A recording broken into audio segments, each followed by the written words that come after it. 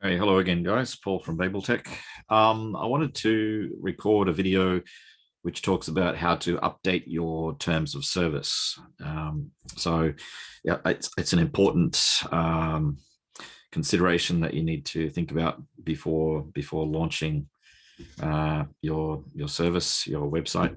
I see a lot of posts in the Facebook groups where people say, things like, I had an internet outage like halfway through my lesson, so what should I do? So should I give that student a free lesson? Should I just make up the lost time in another lesson? So what should I do? And there are a lot of cases like that. So if you really brainstorm it, there are multiple like scenarios that could crop up, where there's some confusion or some gray area about how you deal with your client in those cases. And I guess it is impossible to think of every scenario, but you should try to think of the most likely cases at least, and put those into a terms of service document, which could be just a page on your website. Some people might argue that you should, get both you and the client to sign a contract. I think that's probably overkill. I think as long as you've got a terms of service document and you make sure that the student is aware of those terms and they understand those terms, I think that's probably enough. Because I think it's probably a mistake to think of terms of service as something that you're going to wave around in a courtroom. 99.9% of the time it's never going to come to that, but when there are disagreements or when there are misunderstandings, that can cause like a loss of business and maybe even brand and reputation damage. So the best way to avoid all of that is by having a very clear policies up front, clear terms, clear conditions up front, so everyone knows where they stand. So by default, when you open an account with Babel Tech, you'll get a terms and conditions page, which looks something like this.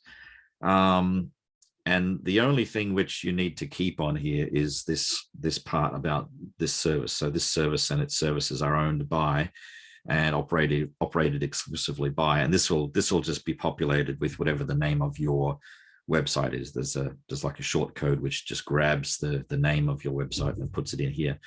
And also this following sentence, which says, we are not connected financially or operationally with Babel Tech, the hosting provider of our website. So that's necessary to just make it clear that like Babel Tech is not your employer, or it's not financially a partner or anything like that. The rest of it, you can edit, you can amend, you can add to, delete, to make it whatever you think fits best your business situation. So I think there are about like 8 or 9 different terms here, which I've put in, but I think it's kind of like a minimal set of terms and conditions. I've subsequently created a post which has a bit of a longer set of terms and conditions that you should at least think about. And it's in our blog under 15 things your website terms of service must have. And I go through them. So it covers things like, class cancellations. What happens in the event of a class cancellation? Does the student still have to pay? Do they get a partial refund? Under what circumstances? All these type of things. Like what happens if there's a late arrival, either the student or you? How do you deal with that?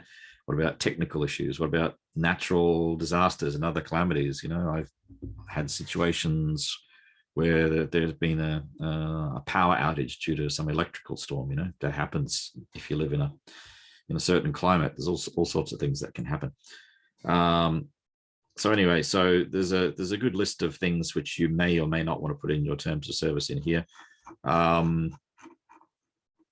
If you scroll to the bottom and click here, I've in fact offered a template and you can cut and paste from here. So let's say, for example, I wanted to put something in here about natural disasters and other calamities. So if a typhoon, blizzard, flood, earthquake, or some other natural disaster strikes at the last moment and prevents either party from connecting for the lesson may be or can be rescheduled without late cancellation penalties applying to either teacher or student.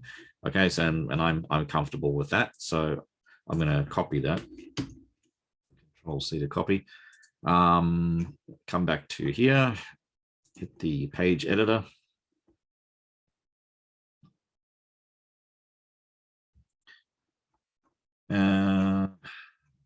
Loads. There we go. So click on here, and so I might just want to just drag that out a bit to make it a bit easier to work with. If I, so if I scroll to the bottom, I'll put this in the bottom of our terms and service. So Control V to paste. I want to make that bold so it matches the other terms. Let's do that. And because I'm copying and pasting from another document, it's sort of the line breaks are a bit screwy. So I'll just delete that. Delete space. Delete space. There we go. Let's save that. Okay, so I've now got something extra in my terms of service. So again, you don't have to do everything. You don't have to include all of these terms and services. Edit them so that it matches whatever you're comfortable with in terms of managing your own business. So let me hit done and publish. Just refresh for good measure. There we go. All right, so I hope that helps for anyone who is wondering about how to update their terms and conditions. So thanks very much.